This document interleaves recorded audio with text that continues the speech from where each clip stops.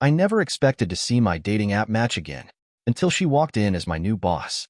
I, 28M, still remember staring at my phone that night, watching the minutes tick by at the coffee shop.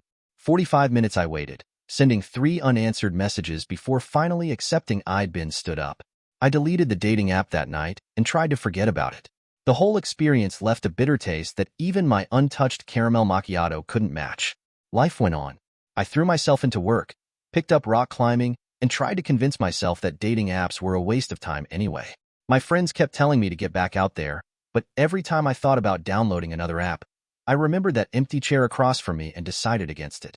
6 months of relative peace. Then came that Monday morning when I walked into our team meeting and nearly dropped my coffee. There she was, our new department head. Same profile picture, same distinctive red hair, same small scar above her eyebrow that she'd mentioned in our chats. The universe has a sick sense of humor sometimes. I spent the entire meeting staring at my laptop, barely registering the words restructuring and new direction as my mind raced through every message we'd exchanged. She didn't recognize me at first. Why would she? We'd never actually met, and my dating profile only had those artsy shots my photographer friend took, where I'm wearing sunglasses and looking away from the camera. Real profound stuff. Plus, I'd grown a beard since then. A decision my mother called hiding your face from potential wives. The first week was surreal. Every email from her made my stomach twist. Every meeting was an exercise in keeping my voice steady. I kept waiting for some sign of recognition, but there was nothing. She was competent, professional, and completely unaware that her new team member was the guy she'd stood up half a year ago. My closest work friend noticed something was off. "You look like you've seen a ghost every time she walks by," she whispered during a meeting. "What's the deal?" "Just nervous about the new management," I lied, but I could tell she didn't buy it. Things might have stayed in this weird limbo if it wasn't for the team-building lunch 3 weeks into her tenure. 15 of us crammed around a long table at some overpriced Italian place, making awkward small talk between bites of pasta. "So, anyone here tried online dating?" she asked the group, picking at her salad. "I have the worst story from last year." My fork froze halfway to my mouth. The marinara sauce dripped slowly back onto my plate as I watched this nightmare unfold. I was so nervous about this one date. I drove to the wrong coffee shop across town, waited there for an hour, feeling horrible about standing someone up, but I'd already deleted the app in embarrassment. I almost choked on my pasta. My work friend shot me a concerned look as I coughed into my napkin. That story changed everything. Now I knew it wasn't intentional, which somehow made it worse. Every interaction became loaded with this absurd secret. When she praised my work, part of me wondered if she'd have said the same thing to the guy she stood up. When she criticized a project, I had to fight the urge to ask if she was as bad at giving feedback as she was at checking coffee shop addresses. The next few months were a roller coaster. She turned out to be an excellent boss, sharp, fair, and genuinely invested in the team's success. Under her leadership, our department's productivity shot up. She fought for our budgets, defended our ideas to upper management, and somehow managed to get us all standing desks. I found myself respecting her professionally, which made the whole situation even more complicated. My work friend kept pressing me for details. "Something's up with you and the boss," she'd say.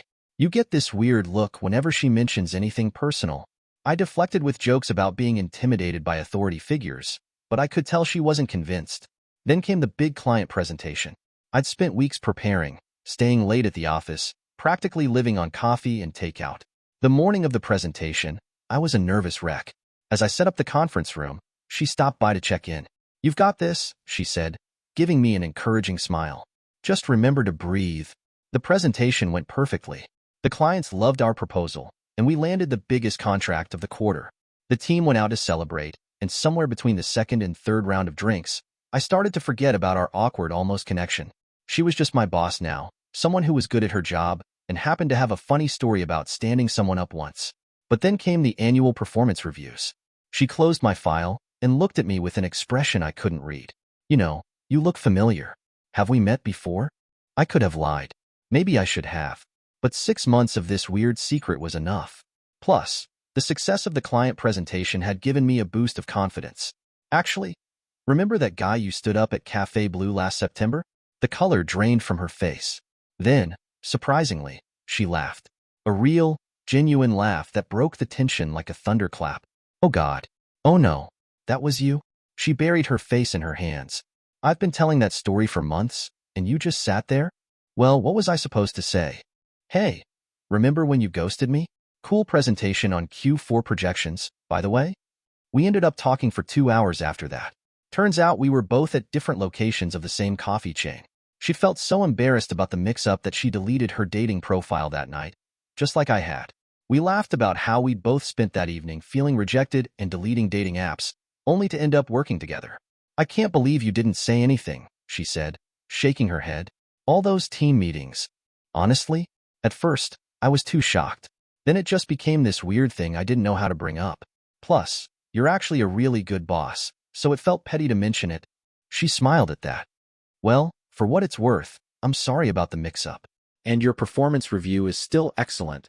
That has nothing to do with this. The funny thing is, now that everything's out in the open, we work together better than ever. She's still my boss, and that's all she'll ever be. But there's a weird comfort in knowing we both fumbled our way into this bizarre situation. Sometimes she'll make subtle jokes about double-checking addresses in meetings, and I'll catch my work friend looking between us with narrowed eyes, trying to figure out what she's missing. Life's strange sometimes. One day you're being stood up on a date, and 6 months later, that same person is writing your performance review. At least I got exceeds expectations out of it. And hey, my dating life has improved too. I'm seeing someone now who actually shows up to the right coffee shop. Edit. Since people are asking, no, this hasn't affected my job. We're both professionals. Sometimes we joke about it, but mostly it's just a weird story we both happen to be part of. And for those suggesting we should date now, absolutely not. She's my boss, and we both agree that keeping things professional is the best way forward. Sometimes a funny coincidence is just that, a funny coincidence. Edit 2. To address some comments, yes, I did confirm it was actually her from the dating app. The scar above her eyebrow is pretty distinctive, and she mentioned some specific details in her coffee shop story that matched our chat history. And no, HR doesn't need to get involved. Nothing inappropriate happened, and we're both adults who can handle an awkward situation professionally. Thank you for watching. If you enjoyed this story, please hit that subscribe button. Don't forget to give it a thumbs up and share it with friends or family who might enjoy it too. Your support means a lot. And if you have any thoughts, questions, or story ideas, drop them in the comments below. I'd love to hear from you. See you in the next story.